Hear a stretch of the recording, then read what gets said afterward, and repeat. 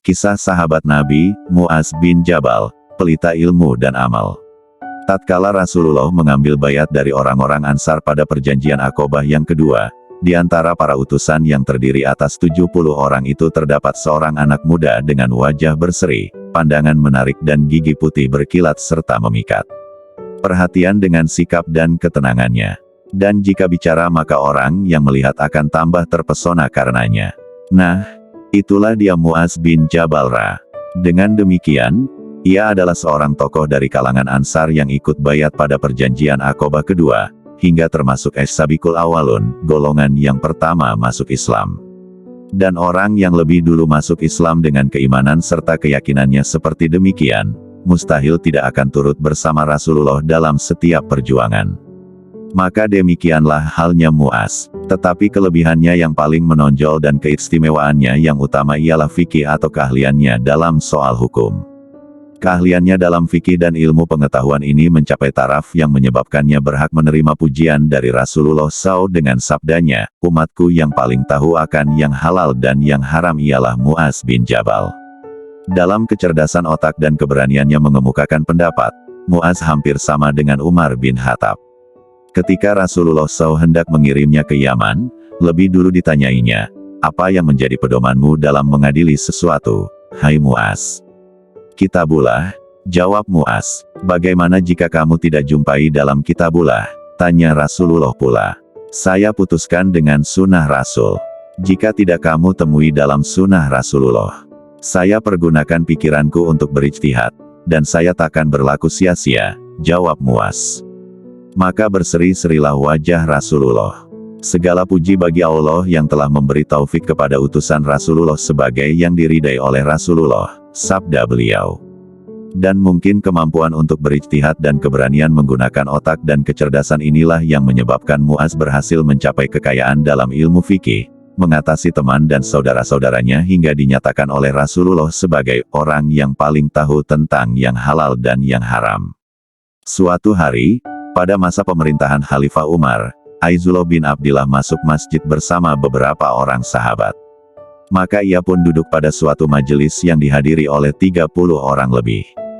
Masing-masing menyebutkan sebuah hadits yang mereka terima dari Rasulullah SAW. Pada halaqah atau lingkaran itu ada seorang anak muda yang amat tampan, hitam manis warna kulitnya, bersih, baik tutur katanya dan termuda usianya di antara mereka. Jika pada mereka terdapat keraguan tentang suatu hadits, mereka tanyakan kepada anak muda itu yang segera memberikan fatwanya. Dan ia tak berbicara kecuali bila diminta. Dan tatkala majelis itu berakhir, saya dekati anak muda itu dan saya tanyakan siapa namanya. Ia menjawab, saya adalah Mu'az bin Jabal, tutur Aizullah.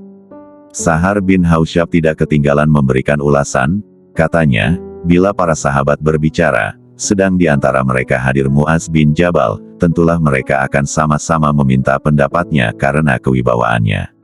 Dan Amirul Mukminin Umar bin Khattab sendiri sering meminta pendapat dan buah pikirannya. Bahkan dalam salah satu peristiwa di mana ia memanfaatkan pendapat dan keahliannya dalam hukum, Umar pernah berkata, kalau tidaklah berkat Mu'az bin Jabal, akan celakalah Umar.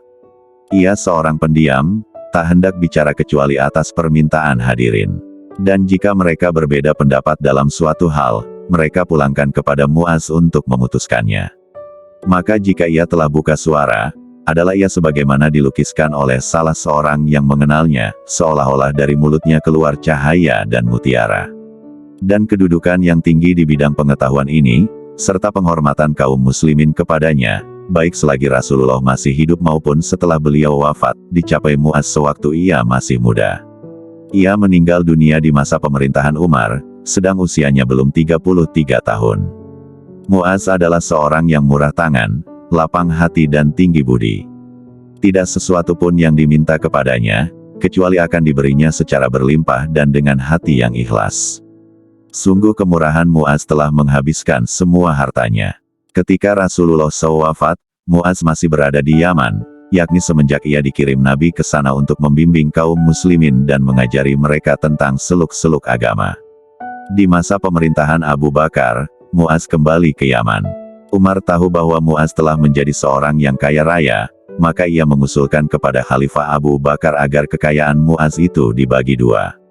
Tanpa menunggu jawaban Abu Bakar, Umar segera pergi ke rumah Muaz dan mengemukakan masalah tersebut. Muaz adalah seorang yang bersih tangan dan suci hati. Dan seandainya sekarang ia telah menjadi kaya raya, maka kekayaan itu diperolehnya secara halal, tidak pernah diperolehnya dengan berbuat dosa. Bahkan juga tak hendak menerima barang yang syubhat. Oleh sebab itu, usul Umar ditolaknya dan alasan yang dikemukakannya dipatahkannya dengan alasan pula. Umar berpaling meninggalkannya. Pagi-pagi keesokan harinya Muaz pergi ke rumah Umar. Ketika sampai di sana, Muaz merangkul dan memeluk Umar, sementara air mata mengalir mendahului kata-katanya. Malam tadi saya bermimpi masuk kolam yang penuh dengan air, hingga saya cemas akan tenggelam. Untunglah Anda datang, hai Umar, dan menyelamatkan saya. Kemudian bersama-sama mereka datang kepada Abu Bakar, dan Muaz meminta kepada Khalifah untuk mengambil seperdua hartanya. Tidak satu pun yang akan kuambil darimu, ujar Abu Bakar. Sekarang harta itu telah halal dan jadi harta yang baik, kata Umar menghadapkan pembicaraannya kepada Muaz.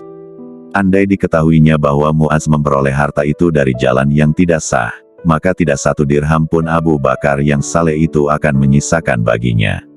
Namun Umar tidak pula berbuat salah dengan melemparkan tuduhan atau menaruh dugaan yang bukan-bukan terhadap Muaz. Hanya saja masa itu adalah masa gemilang, penuh dengan tokoh-tokoh utama yang berpacu mencapai puncak keutamaan. Di antara mereka ada yang berjalan secara santai, tak ubah bagi burung yang terbang berputar-putar, ada yang berlari cepat, dan ada pula yang berlari lambat, namun semua berada dalam kafilah yang sama menuju kepada kebaikan. Muaz pindah ke Suriah, di mana ia tinggal bersama penduduk dan orang yang berkunjung ke sana sebagai guru dan ahli hukum. Dan tatkala Abu Ubaidah bin Jarrah, amir atau gubernur militer di sana serta sahabat karib Muaz, meninggal dunia, ia diangkat oleh Amirul Mukminin Umar sebagai penggantinya di Syria. Tetapi hanya beberapa bulan saja ia memegang jabatan itu, Muaz dipanggil Allah untuk menghadapnya dalam keadaan tunduk dan menyerahkan diri. Pada suatu hari Rasulullah SAW bersabda, "Hai Muaz, demi Allah, aku sungguh sayang kepadamu. Maka jangan lupa setiap habis salat mengucapkan, Ya Allah, bantulah aku untuk selalu ingat dan syukur serta beribadat dengan ikhlas kepadamu." Muaz mengerti dan memahami ajaran tersebut dan telah menerapkannya secara tepat. Pada suatu pagi Rasulullah bertemu dengan Muaz, maka beliau bertanya, "Bagaimana keadaanmu di pagi hari ini, hai Muaz?" "Di pagi hari ini aku benar-benar telah beriman, ya Rasulullah," jawabnya. "Setiap kebenaran ada hakikat," kata Nabi pula, "maka apakah hakikat keimananmu?" "Setiap berada di pagi hari, aku menyangka tidak akan menemui lagi waktu sore. Dan setiap berada di waktu sore, aku menyangka tidak akan mencapai lagi waktu pagi. Dan tiada satu langkah pun yang kulangkahkan, kecuali aku menyangka tiada akan diiringi dengan langkah lainnya. Dan seolah-olah kesaksian setiap umat jatuh berlutut, dipanggil melihat buku catatannya. Dan seolah-olah kusaksikan penduduk surga menikmati kesenangan surga, sedang penduduk neraka menderita siksa dalam neraka. Maka sabda Rasulullah SAW, "Memang, kamu mengetahuinya, maka pegang teguhlah jangan dilepaskan." Menjelang akhir hayatnya, Muaz berdoa, "Ya Allah, sesungguhnya selama ini aku takut kepadamu, tetapi hari ini aku mengharapkanmu. Ya Allah, Engkau mengetahui bahwa aku tidaklah mencintai dunia demi untuk mengalirkan air sungai atau menanam kayu-kayuan, tetapi hanyalah untuk menutup haus di kala panas, dan menghadapi saat-saat yang gawat, serta untuk menambah ilmu pengetahuan, keimanan dan ketaatan." Lalu diulurkanlah tangannya seolah-olah hendak bersalaman dengan maut, dan dalam keberangkatannya ke alam gaib, ia masih sempat berujar, "Selamat datang wahai maut." Kekasih tiba di saat diperlukan. Dan nyawa Muaz pun melayanglah menghadap Allah.